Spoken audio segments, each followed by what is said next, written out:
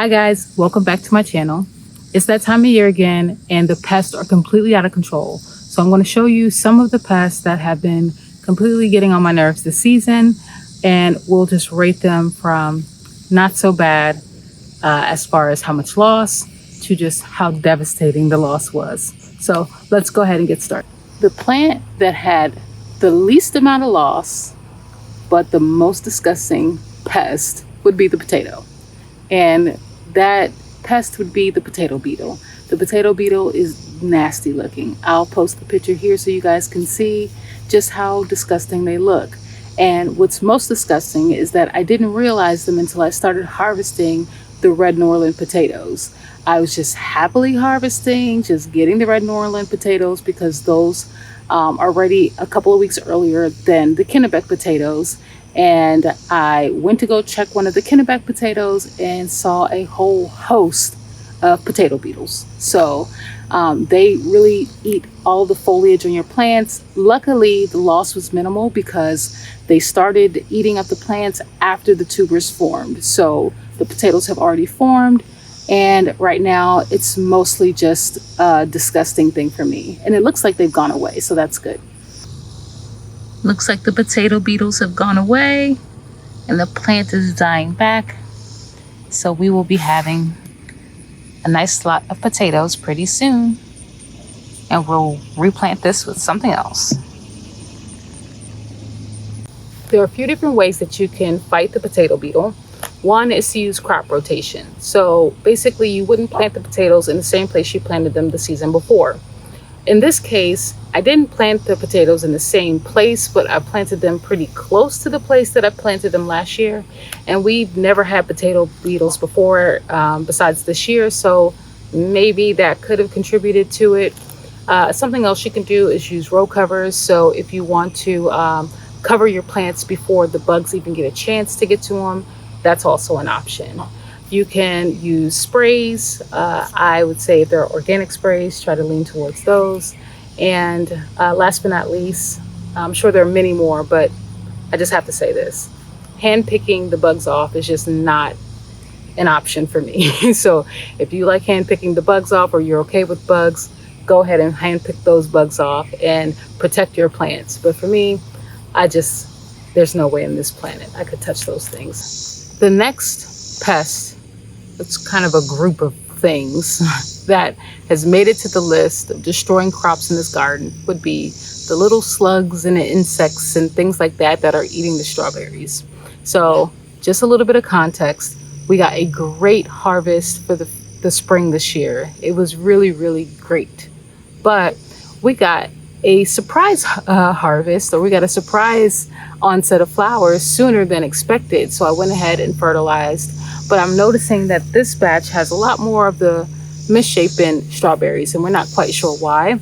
But the nice, beautiful, big ones have been eaten by slugs. So there's a couple of good ones in there. So we are hand picking those out. But it just grinds my gears that these bugs are eating my strawberries. But it is what it is.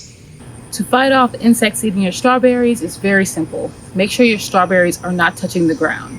You can do that by having a thick layer of mulch underneath your strawberries, or growing them in some sort of landscape fabric, or just making sure that you're harvesting frequently. But I highly suggest do something preventive.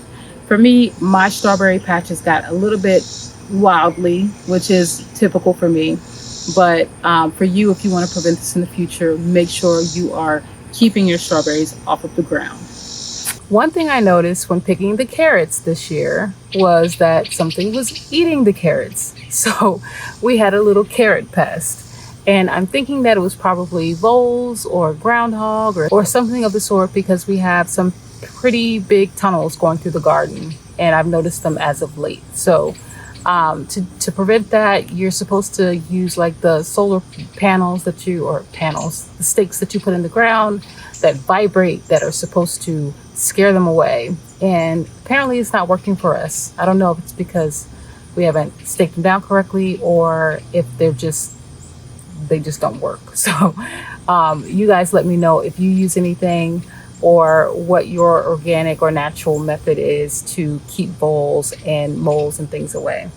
I have used the sprinkled stuff that you sprinkle in your garden. It's organic, and it has, honestly, I don't know if it's worked or not, because we always have voles. So the second biggest, baddest pest in this garden this year, it's not because of how disgusting it is or how ferocious it is or how squeamish it makes me, but it's simply because they're taking our berries. And berries are very valuable, and that would be the birds. So as you guys know, with most of our fruits, we have a bumper crop. So with the blackberries, the strawberries, even the cherries, you get some fruits before the big old onset of the harvest season begins. And with the raspberries, we literally got maybe 1 or 2 berries each. We had a couple people over, they had 1 or 2, but the birds have been eating them all. So now that this big old harvest is now finally setting in, we're going to throw the bird netting on that we have in the garage. We'll throw it on there and we'll protect what we have left. We've already shared, as my husband says, we have to grow enough for the birds and the bees and all of those things too. They've already had their harvest. So now it's time for me to cover it up. I know what you're thinking. Why is she standing in front of the peach tree? Well, that's because the peach tree has been one of the plants that have dealt with the most pests this year. And because you only get one harvest a year, and it's usually the big harvest, and you have to wait years for the tree to produce, of course, it's our biggest loss. And another reason why it's our biggest loss is because we don't know how to prevent it in the future. Because although we know how to fight off plum cucuрлio, which is the first thing that it had to endure, when it was right time for us to harvest whatever peaches we thought we were gonna get, something mysteriously ate every last peach on the plant. Every last peach. We came outside one day to a tree full of peaches, and we came outside the next day to pits on the ground. So we don't know if it was birds, bats, deer, or randomness, but somehow something ate the peaches.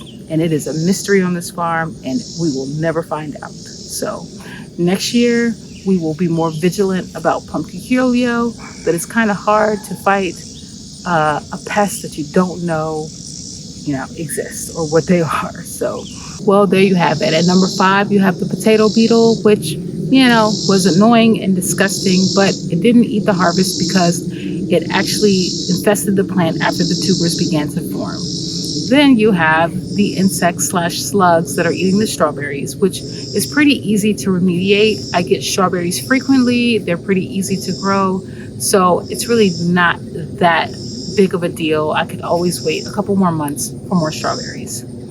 Then you have the moles, voles, groundhogs, whatever's eating the carrots, which can be quite annoying because you're waiting for a couple of months for you to get a carrot harvest, but you can grow multiple harvests of carrots in a season, and they're very affordable compared to the fruits.